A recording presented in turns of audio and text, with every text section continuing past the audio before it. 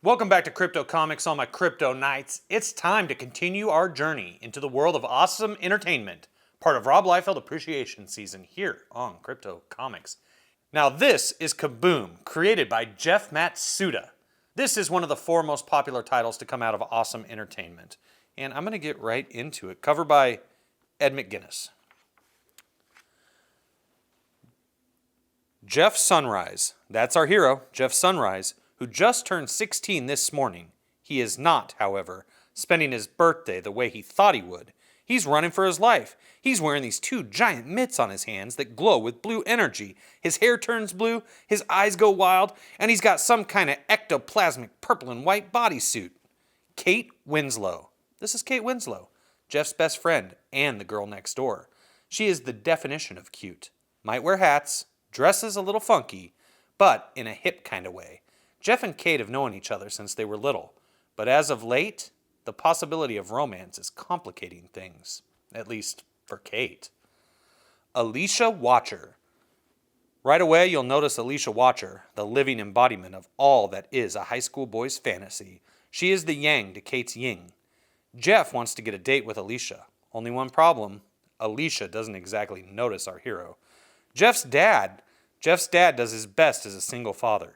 He's got that Ward Cleaver thing going where he's got a bit of a paunch, but he's still trying to hold it all together.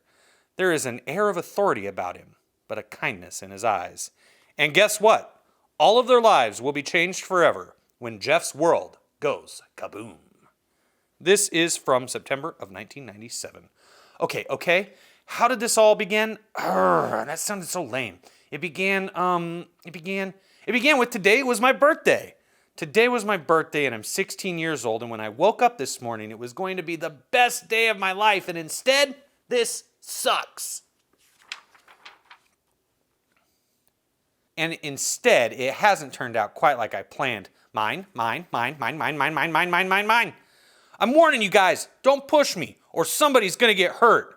You see, that was me, Geoff Sunrise. Geoff as in Jeffrey. And all my life, somebody has had to point out that it was just like the giraffe at that toy store, so don't bother. I've heard it. I lived in New York with my father, and up until today, that pretty much covered anything you needed to know about me. Trump. Why do you run, man cubs? One way or another, you are going to give us what we want. And believe it or not, it wasn't until that very moment that I knew if I didn't fight back, I was going to die. Kaboom! Ouch.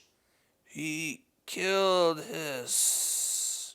Yeah, that's right. I killed him or it or whatever it was. And I've got more of the same or better for anybody who wants it. If I sounded brave or cool or even not afraid, it was because I thought that's how you're supposed to sound in one of these situations.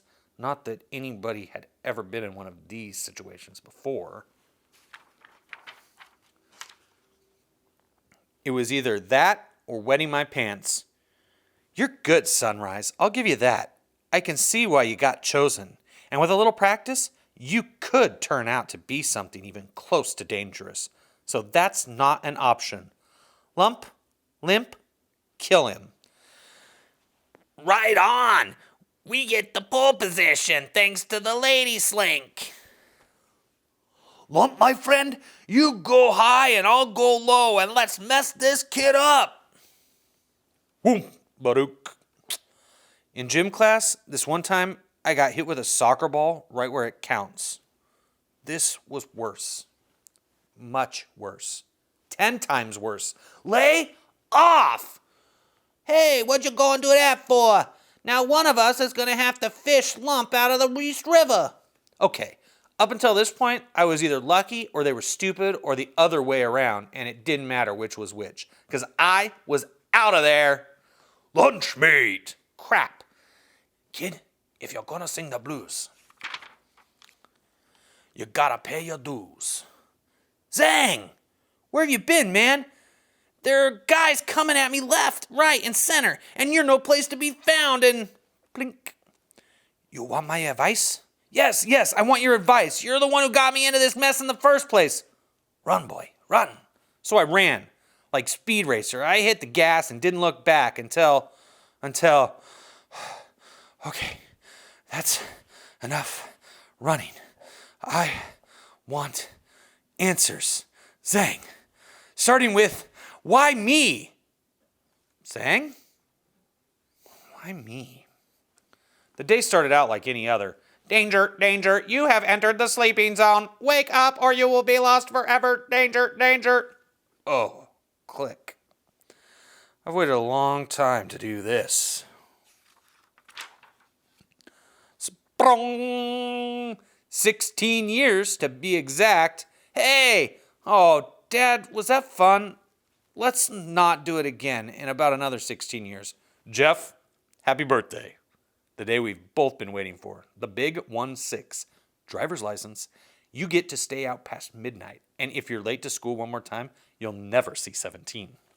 Today was my birthday, and I'm 16 years old. And when I woke up this morning, it was going to be the best day of my life. And instead, we lived about a block and a half from school, which was cool, because if I got my driver's license, I could leave the house and get there in about 3 seconds.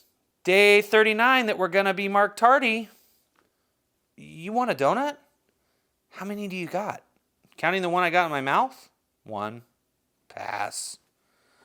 Don't they have like a get out of school free card when it's your birthday? Is today your birthday? Duh, I'm 16 years old. And what have I done to make a name for myself? I like the name you have. Kate Winslow was my best friend in the whole world. Zhang's blowing on his saxophone. School was school.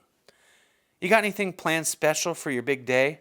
My dad said something about going out for pizza. Want to come? Except for Alecia Watcher. We called her Alecia Watch Me. She could make blind men see. Morning, Alecia. Morning, John. It's, Jeff. Rude. What'd I do? My school locker, the anti-Jeff of my so-called life.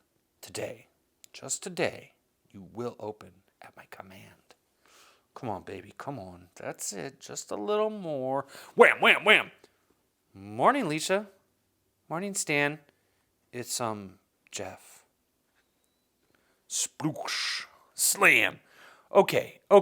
As long as we both know who's the boss around here.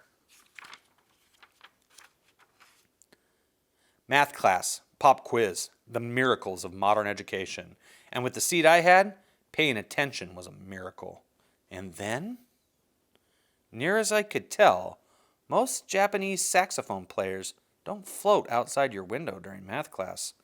So I did what any normal 16-year-old kid would do when you're the only one having a hallucination that you didn't smoke something to have. Can I, be excused? What's up with you? Yeah, right. Like I was going to try and explain it to Kate. Besides, whatever I saw, I know I didn't see it, because there wasn't anything to see in the first place. Happy birthday to you. Happy birthday to you. No. I would have played Happy Birthday on the sax, but getting the horn through the school plumbing is a mother. Get away. Look, I tried the friendly approach. Personally, I'd just rather smack some sense into you. But you got chosen, and I don't get a vote. Anymore. I knew right then I would never eat the cafeteria's American chop suey for lunch again. I'm asleep, and I'm in my hammock at home, and you're a dream, and I'm going to wake up, and we don't have much time. The 9 will want what is rightfully yours. Believe in yourself, Geoff Sunrise. Believe in the Kaboom Cycle. These are very powerful. You want me to put those on? And I did, and my hair went blue, and this ectoplasmic skin grew, and all this other stuff. Maybe because I knew if I didn't put them on, Japanese saxophone players would be coming out of more than the sink as the day went on. Maybe because as soon as I touched the pear, it was like when you hold a puppy for the first time and you realize that you're going to take it home no matter how much trouble you get into. And I was in a lot of trouble. The Japanese saxophone player turned out to be something called a zang. I asked if that was Japanese for teacher, and he smacked me, so I didn't get to ask any other questions. The pear, these mitts, tap into something called the Kaboom Cycle. It's the source of all power, or something like that. I got the sense that the more I used it, the more I'd understand it. And just before my zang disappeared, he warned me never to willingly give the gloves to anybody. That would be bad. Like, end of the universe bad, he said. I guess that's why everybody and their freaking grandmother has been trying to get their mitts on my mitts. You have no idea the power that you wield. The pair belong to me. Give them to me now, and all of this will be little more than a memory. I never knew what evil was when they talked about it in church or showed it in the movies or when I read about it in a comic book. No! All I knew was, at that moment, this wasn't no comic book. You have lost the game even before you have begun to play. What did the old fool tell you? Did he tell you never to willingly give the pair to another? Did he warn you about the 9? How they would stop at nothing to get the gloves away from you? But he didn't mention me, did he? A darkness that is black as blood. A warrior from inside the Kaboom Cycle. I am Scarlet, the last voice you will ever hear. But I just turned 16. Kaboom! And then, how do I put this? Get them! Get those gloves! Now! I died. What? Mine. You are now leaving New York City. Watch out! To be continued? Well, that's it for our first issue. See you in issue number 2. Hey, Jeff? Yeah, Jeff? What's up with Jeff? Which Jeff, me or you? Our Jeff. Oh, he's, dead. You mean like dead? Yep. Then how can we have a next issue? You'll think of something, Jeff. You always do. This is Jeph Loeb, Jeff Matsuda, talking about Geoff Sunrise. How about that?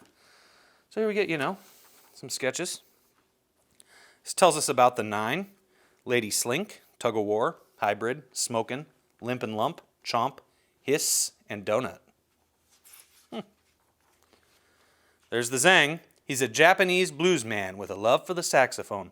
He's also in touch with the Kaboom Cycle, and as of this morning, both the reason for all of Jeff's troubles and the one person who can show Jeff the way out. Like the cat in the hat, he may be more dangerous than we know, but for now, he holds the secrets of the pair. Limp and Lump, there they are. We'll find out more about them as we go along, huh? Well, as you go along, because this pretty much concludes our story of Kaboom. But we can read this. Kaboom! There it is. Don't you hate it when you come to the end of a comic you were really enjoying? I know I do. That's how I felt when I finished Kaboom. What a cool comic. Cool concept, cool look, cool visuals, cool read. I love Kaboom. It's fresh, it's exciting, and most of all, it's fun. I hate that I have to wait another month to read the next issue. Jeff and Jeff are having the time of their lives. How do I know this?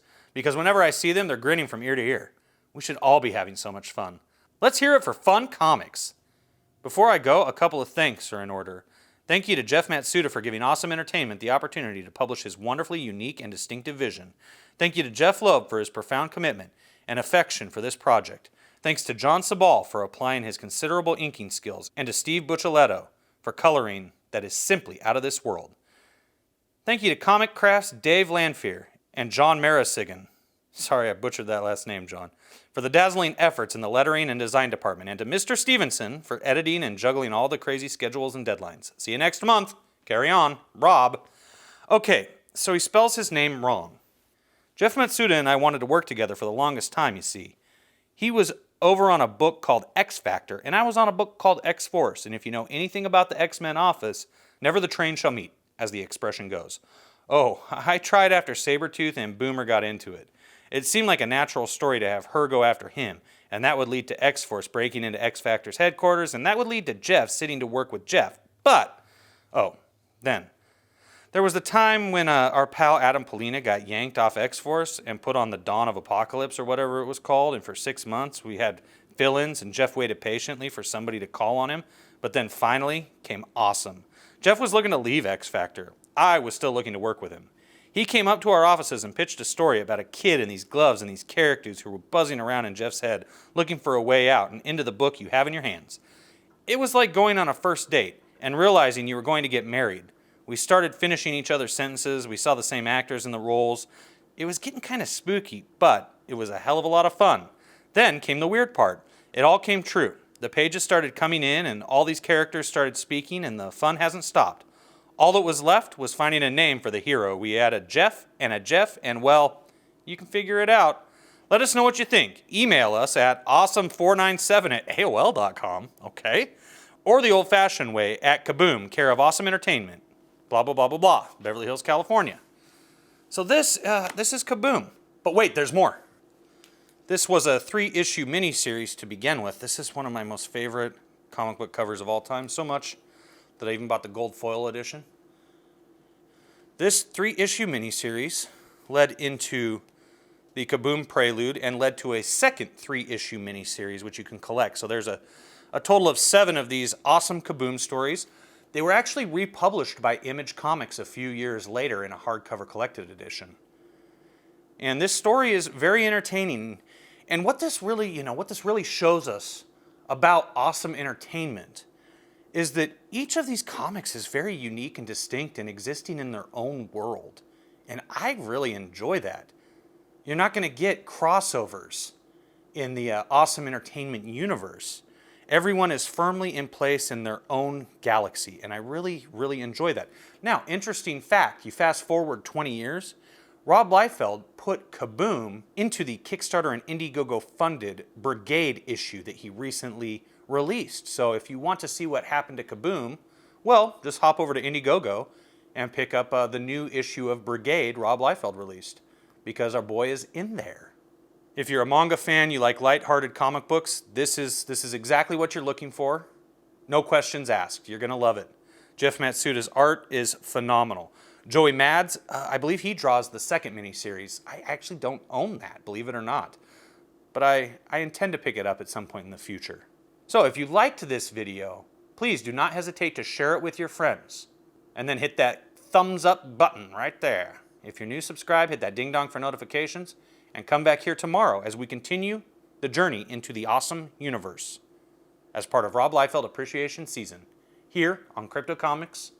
As always, thank you to each and every one of you Kryptonites for tuning in and spending a little bit of time with me each and every day right here on Crypto Comics.